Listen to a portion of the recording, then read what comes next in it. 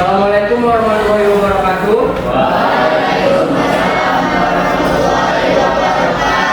Selamat pagi. Gimana kabarnya semuanya? Masih semangat hari ini gimana? Masih semangat? Sebelum kita mulai pelajaran, alangkah baiknya kita berdoa. Berdoa, mulai.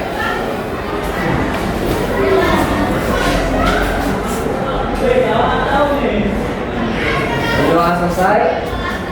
Oke, sebelum mulai pelajaran juga, Bapak akan absen terlebih dahulu. Oke?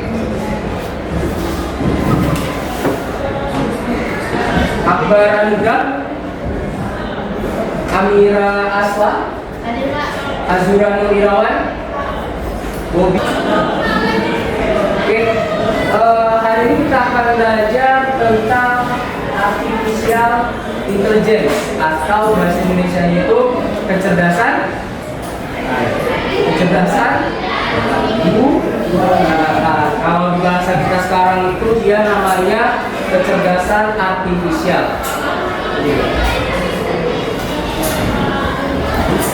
Kecerdasan artifisial.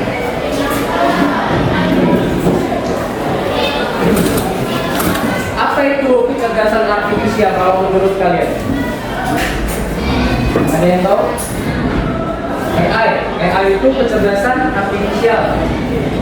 Bahasa Indonesianya. Kalau bahasa Inggrisnya artificial intelligence, artinya kecerdasan buatan. Alias dia diproses dan diolah melalui sebuah perangkat mesin. Beda sama manusia. Manusia itu dia unik, ciptaan dari Tuhan. Itu kecerdasan kita. Apakah kita bisa dikalahkan oleh AI?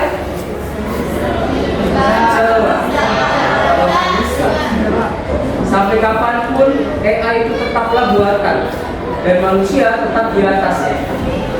Karena dia tetaplah sebuah mesin. Mau dia nanti jadi sebuah wujudnya kayak robot nih, ada pikirannya, bisa berpikir, bisa kayak manusia, dia tetap robot. Mau gimana pun. Karena dia nggak punya satu yang ada di manusia. Apa itu? Perasaan, naluri, dia nggak punya. Kalau kepintaran dia mungkin bisa menandingi kita, tapi untuk naluri tidak. Oke, itu dia. Jadi secara sederhana, kecerdasan artifisial adalah teknologi yang memungkinkan mesin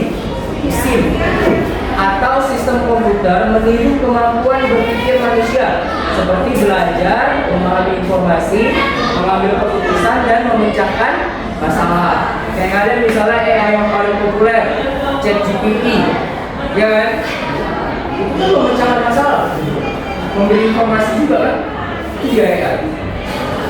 Oke, hari ini yang akan kita pelajari pertama, pengoperasian perangkat kecerdasan artifisial. Yang kedua, kita akan mengaplikasikan atau pengaplikasian penggunaan kecerdasan artifisial dalam kehidupan sehari-hari. Yang ketiga, kolaborasi.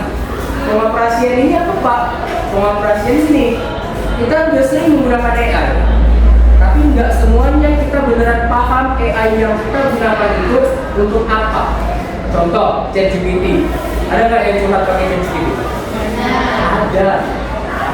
Boleh nggak? Boleh. Kalau dibilang salah atau benar, salah nggak? Bilang benar? Nggak juga. Nah, kita harus belajar pengoperasian yang untuk apa dia, ya kan? Yang kedua, pengaplikasian. Apa aja AI yang ada tersedia di Indonesia atau di dunia ini? Apa aja AI? Jangan kita cuma tahunya ChatGPT udah. Karena kalian lihat ChatGPT, wah ChatGPT udah luar biasa. Belum. ChatGPT itu masih standarnya nih. Kita baru mulai era digitalisasi dalam AI. Nanti kalian bakal jadi generasi yang 5-10 tahun lagi bakal ngerasain apa kemarin saya bilang, nanti mobil udah terbang, satpam yang nyambut kalian di mall bukan satpam orang lagi tapi robot. Itu pasti lama Pak, enggak 5-10 tahun lagi kalian tuh yang bakal ngerasain. Oke, nah kita bahas. Sama kolaborasi, ini yang paling penting antara AI dan manusia. Jangan mau kita yang di bawahnya, kita harus di atasnya. Setara boleh Pak? Boleh, itu minimal. Tapi di atasnya itu adalah wajib. Kita yang kontrol dia. Jangan kita yang dikontrol sama kebalik nanti. Nah, selanjutnya pengoperasian. Kalau kita lihat robot ya kan, sebenarnya AI itu robot atau bukan? Robot. Sistem. Mesin. Atau yang dikatakan AI itu pasti bentuknya kayak gini. Udah, berarti dia adalah sebuah mesin. Mesin apa Pak? Mesin otomatis. Itulah AI. Dari mana dia bisa otomatis? Dari data. Datanya dari siapa? Manusia juga. Jadi kalau kita merasa kalah dengan AI, kita kalah sama manusia itu juga. Paham ya? Nah, pertama, Bapak akan bahas tentang jenis-jenis perangkat AI. Ada yang namanya ChatGPT. Ini adalah sebuah AI berbasis. Dia akan memberikan informasi kepada kita selaku user. Informasinya dari mana menurut kalian? Dari search engine. Search engine itu kayak Google, tapi ChatGPT dari Google, dari Bing. Nanti kamu boleh search apa itu Bing. Bing itu sama kayak Google, tapi buatan Microsoft. Itu namanya Bing. Oke? Dia buat ChatGPT. Jadi data yang diambil itu cuma dari Bing. Terus kenapa kayak bisa kayak mendekati manusia? Karena dia dilatih. Dia namanya teachable machine, teachable machine, atau mesin yang belajar. Semakin banyak user yang bertanya sama dia ambil kata-kata itu jawaban dia. Makanya kalian gak usah heran kenapa ChatGPT mendekati bahasa manusia. Makanya kalian bisa curhat, ya kan? Karena semakin banyak yang curhat, ya dijawab dia, gitu kan? Tuh, ChatGPT. Yang kedua, Gemini. Kalau Gemini kurang lebih sama kayak ChatGPT. Bedanya apa Pak? Bedanya Gemini itu tadi dari Google. Kalau dia dari Microsoft. Dia dari Google. Secara sederhana bisa lebih bagus menurut saya. Karena Google itu search engine yang paling bagus di dunia. Menurut saya ya. Nah, kalau ChatGPT bisa menghasilkan gambar, audio, hampir semuanya dia bisa. Kalau Gemini juga bisa. Kalau kalian pernah lihat Google Peo, yang pernah lihat iklan, oh dia gini. Ada kayak AI atau kayak reporter di belakangnya ada apa? Itu kan AI itu. Ada pakai kakek yang tujuh payung lah. Begitu, ada kan? Itu pakai Google Peo buatnya. 8 detik. Pak itu buatnya gimana Pak? Dengan prompt. Prompt itu apa Pak? Perintah. Jadi di zaman sekarang nanti di 10 tahun ke depan ada satu jenis pekerjaan baru. Namanya prompter. Kalau prompter, kerjaannya cuma ngasih prompt. Kayak ngasih tau gini. Kalau misalnya kamu mau buat poster yang bagus, semakin kamu bagus jelasin, semakin bagus poster yang dibuatnya. Nah, pekerjaan dia itu buat kata-kata. Buat kata-kata itu, misalnya buatlah sebuah poster dengan gambar orang berdiri. Ini kan nggak semua orang bisa buat gitu kan? Dan dia buat sedetail mungkin. Nah, itulah kerjaan dia. Itu prompter. Terus ada Suno. Ini menurut saya luar biasa sih. Kenapa saya bilang luar biasa? Dia bisa buat musik, buat lagu cuma dari perintah. Dan lagunya tuh luar biasa bagus. Kayak gak ada missnya. Kalau kita pakai alat ini, itu kan ada metronomnya kadang kecepatan. Aku udah main gitar udah tekan berapa, dia udah ketinggalan. Nah kalau pakai ini musiknya itu rapi, bersih, dan suara yang dihasilkan wah itu keren. Kamu nanti boleh coba di rumah. Nah waktu kita suka sulung dan bisa diatur bikin ada suaranya itu pas dia. Terus ada CapCut. CapCut ini juga termasuk AI. Meskipun dia menggunakan template, tapi template-nya ada yang AI nggak? Ada. Bisa menghasilkan yang gambarnya langsung terhapus latar belakangnya. Terus bisa juga ada kayak sayap, bisa terbang dia dibuatnya. Bahkan ada yang buka kalian kan kita manusia nih, dijadikan kayak animasi. Itu termasuk AI. Dulu orang mau edit video itu susah, mau nentuin gini susah. Jadi misalnya kamu liburan ke suatu tempat, baru buat foto, buat video, editnya bisa seminggu setelah liburan. Sekarang kalau ada kita lagi liburan, ngedit 5 menit, upload. Ya kan? Itu pelajaran juga. AI juga. Oke.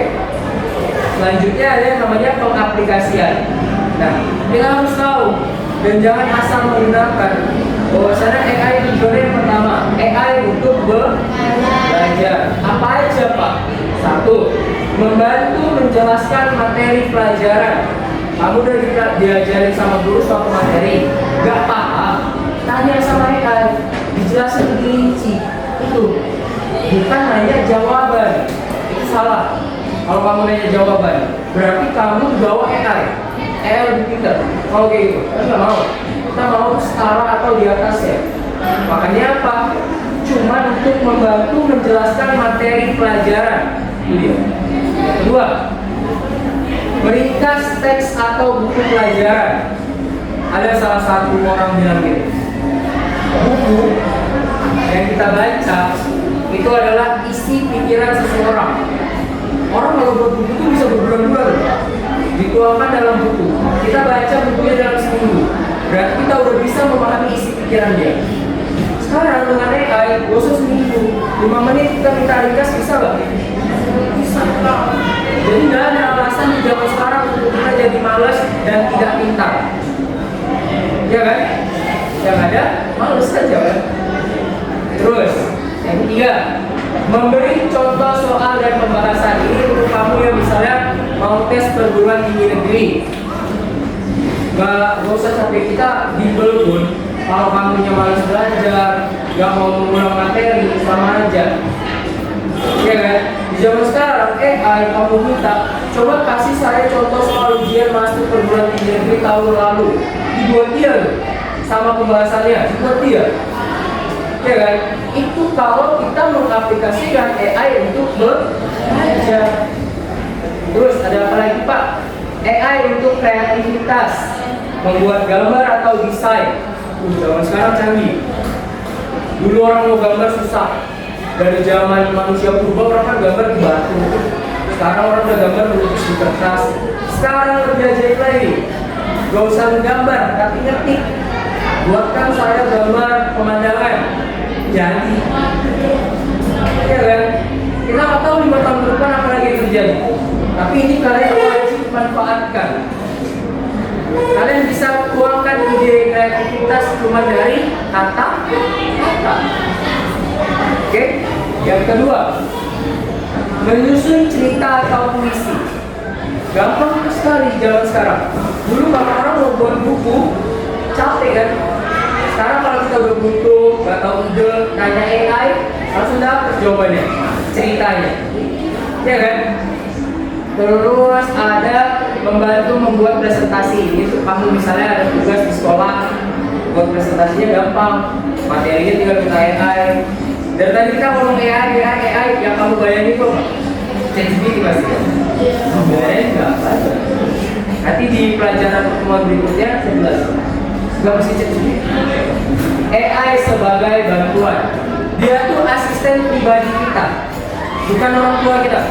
Kalau orang tua berarti kita yang utama, dia yang utama. Kalau asisten, dia cuma sebagai pelengkap. Itu AI.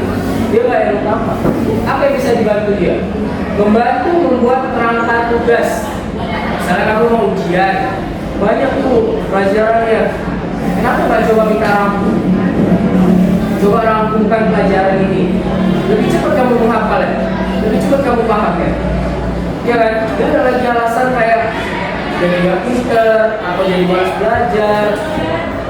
Sekarang ini semua udah memberi ide untuk presentasi, ini sama kayak membantu membuat. Satu lagi, memeriksa tata bahasa dan ejaan. Misalnya kamu buat makalah, kan kadang ada bahasanya itu belum baku. Misalnya kita orang Medan bilang kau, itu baku lah. Enggak, kalian bilang kau aja kadang nggak kau, kok. Ya kan lebih gak baku lagi. Kamu siapa? Kamu. Bilang saya apa? Awak. Awak bahasa Malaysianya tuh kamu. Jika awak itu aku, saya. Aku pun masih salah, harusnya saya itu baku. Kolaborasi AI dengan manusia. AI sebagai asisten, bukan pengganti manusia. Yang kedua, pembagian peran manusia dan AI. Yang pertama, AI sebagai asisten, dia bukan pengganti manusia dan tidak akan pernah bisa menggantikan manusia. Karena awalnya dia juga dibuat oleh manusia dan dia belajar dari manusia. Gak apa-apa dia bisa ganti-gantikan. Kecuali, Pak, apakah ada kemungkinan AI bisa mendominasi manusia? Mungkin. Ketika kapan, Pak? Ketika generasi muda tidak mau belajar dan tidak mau berkembang. Plan 5, namanya 5 AI kalau salah saya. Itu apa, Pak? Kamu merasa terbantu dan menjadikan AI itu segalanya. Kalian mentuhankan dia. Kalau nggak ada AI nggak bisa. Mungkin kalian udah mulai terasa. Sekarang kalau ada tugas bikin ChatGPT. Ketika nggak ada ChatGPT atau ChatGPT lagi error, paket kalian lagi habis, stres nggak? Itu salah satu identifikasi bahwasannya kalian sudah mulai mengutamakan AI, menduakan diri kalian sendiri. Itu nggak boleh, mulai bahaya. Yang kedua, pembagian peran manusia dan AI. Ini yang salah. Kita selalu fokus kepada masalah utamanya. Padahal masalah utamanya bukan cuma di soal, tapi ada di kita juga. Misal, kamu disuruh dikasih tugas, langsung diserahkan semua ke AI. Salah atau benar? Salah. Harusnya apa? Yang dikasih ke AI adalah yang tidak kamu tahu. Yang kamu tahu, cari tahu dulu. Cukup. Itu namanya pembagian tugas. Gak semuanya langsung dikasih AI. Salah. Oke? Strategi kolaborasi yang efektif atau yang bagus ya. Pertama, menentukan tujuan kerja yang jelas. Misalnya, kamu lagi mau pakai ChatGPT, ya kan? Jangan langsung cari. Misalnya gini, tujuannya gini, mau pakai ChatGPT. Ini ada tugas dari Pak Ihsan. Carilah penjelasan tentang AI. Langsung kamu copy ke ChatGPT, hasilnya langsung paste. Copy paste ke HP. Biar ada salah. Salah karena tujuannya nggak jelas. Kamu tujuan pakai ChatGPT adalah untuk menjadi pengganti. Yang pertama bukan pengganti. Itu salah ya. Kamu namanya menggantikan diri kamu dengan AI. Itu salah. Harus ditentukan tujuannya. Bahwasanya AI cuma sebagai pengganti dan pembantu, bukan yang validasi dan penyempurnaan hasil oleh AI. Ini yang sering terjadi. Ketika kita dapat hasil dari AI, kita langsung telan mentah-mentah. Udah nih pasti bener loh, orang AI yang jawab. Bener nggak? Belum. AI itu ngambil data dari manusia juga. Kalau data yang dikasih tidak kamu saring, udah datanya salah, tidak kamu saring lagi, wah, double salahnya. Itu yang kacau. Harusnya apa? Kamu perlu validasi, cek dulu. Oh, udah bener nih kok, bagus, baru boleh pakai. Kalau udah dicek dan kamu rasa bagus, sempurnakan lagi, gitu. Jangan langsung ditelan mentah, salah. Terus, contoh aktivitas kolaborasi. Ada kemarin salah satu siapa ya, saya lupa. Dia bilang gini. Ada beberapa list pekerjaan yang akan hilang di 2030. Salah satunya keamanan. Tahu keamanan? Penjaga apa ya? Satpam ya? Security. Coba lihat di perusahaan-perusahaan itu kan ada pabrik ya. Biasanya satpam itu ada 3 shift tuh. Pagi, siang, sore, malam mungkin ya. ada beberapa sih. Itu pakai manusia semua tuh. Nah, kemungkinan ini bakal digantikan sama gerbang otomatis dari AI. Dan apalagi sekarang kalau kamu lihat kayak CCTV ini kan yang biasa nih. Kedepannya nanti kemungkinan CCTV ini bisa motion detection. Jadi ketika ada pergerakan manusia yang dia tidak kenal, dia bakal bunyi. Dan dia makin berkembang lagi nanti. Mungkin dia bakal langsung mengunci orang itu di tempat. Itu AI. Itu dia bakal terjadi, itu pasti. 5 tahun lagi loh, saya yakin. Itu gak lama, pasti bentar. Ya kan? Itu bakal terganti. Terus apalagi yang bakal terganti? Mungkin ya, menurut saya ya, kalian tahu ojek online? Mungkin pengantar makanan nanti diantar pakai drone yang bisa berpikir sendiri. Di Cina itu udah mulai ada mobil taksi, kalau kita grab car, go car, yang itu udah nggak ada orangnya, mobilnya jalan sendiri, digerakin sama orang di belakangnya, tapi bantuan AI juga, udah mulai ada tuh.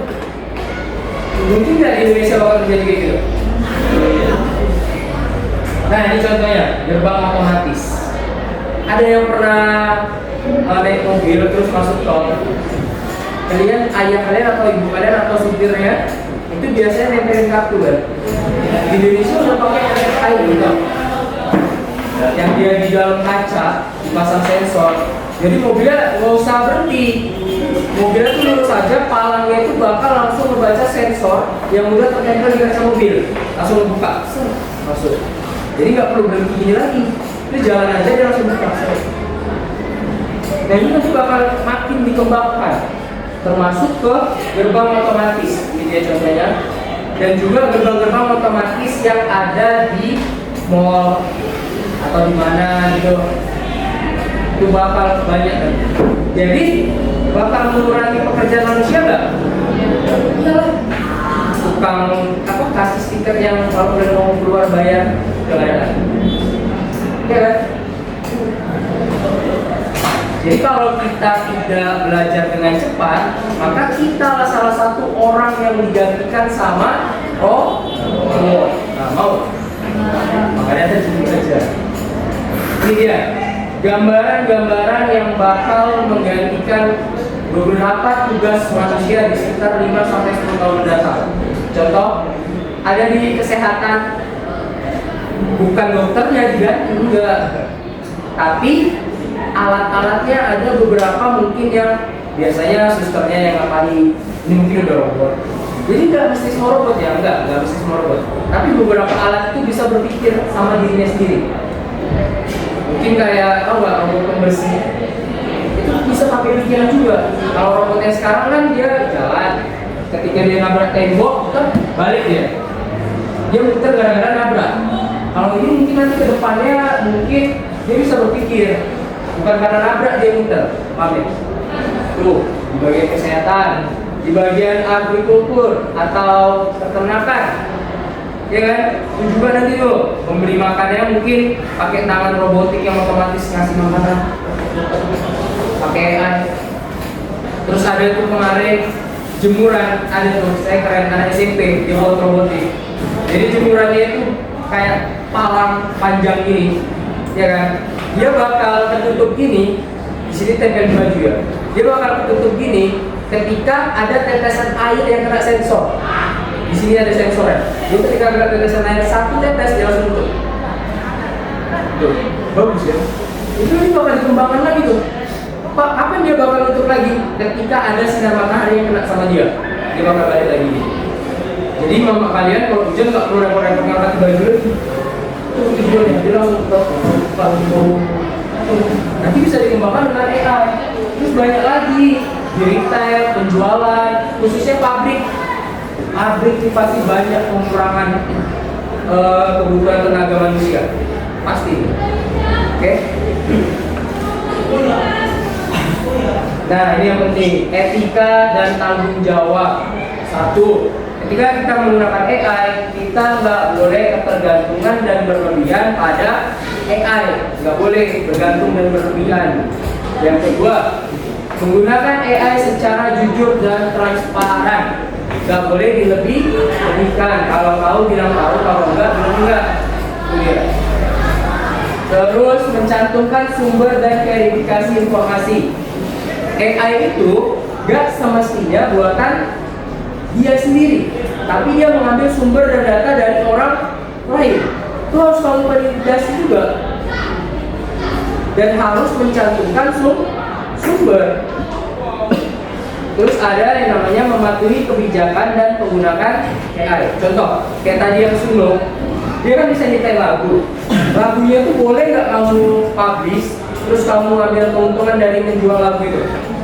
Nggak boleh. Itu cuma untuk bahan pelajaran dan penggunaan pribadi. Jadi setiap AI itu punya kebijakan. ChatGPT punya, GPT punya, Suno punya, masing-masing punya semua. Oke, ada pertanyaan? Ada, siapa yang bertanya? Terakhir ya.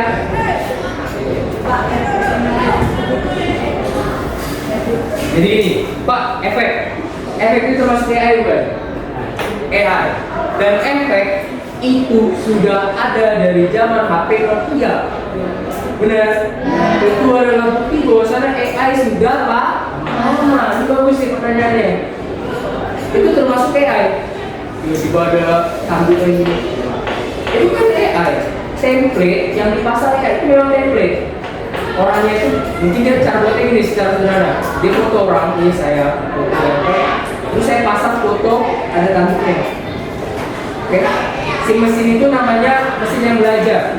Dia ngegambar mata manusia. Makanya kalau kamu pakai efek manusia, kamu pasang arahin kamera ke tembok, efeknya diam aja kan? Tapi ketika ada muka manusia, kepala kamu goyang-goyang itu nggak tahu kan? Kayak ini sih. Sama kayak template TikTok. Kamu pernah coba buat template TikTok? Template TikTok, template CapCut. Kan kamu buat edit sendiri dulu kan? Video kamu sendiri dulu kan? Baru kan diambil apanya? Template-nya, bukan video kamu kan? Sama. Kayak gitu. Efek, filter itu termasuk AI. Karena dia menyesuaikan dan dia belajar dengan face recognition, gerakan tubuh manusia ini.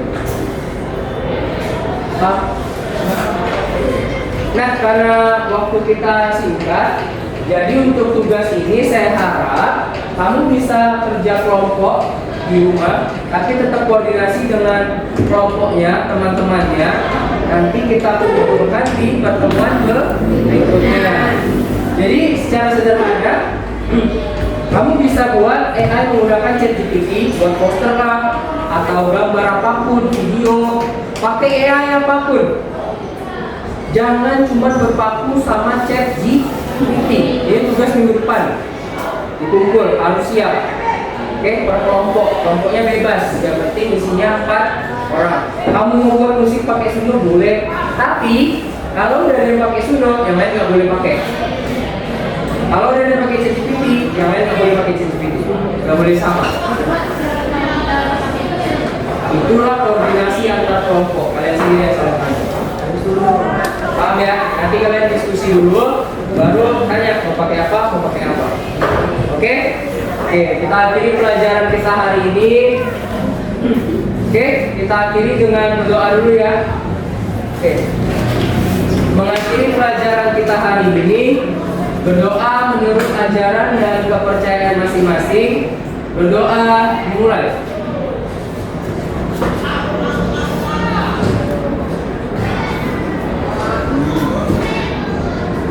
Berdoa selesai. Terima kasih untuk pertemuan kita hari ini. Saya tutup. Assalamualaikum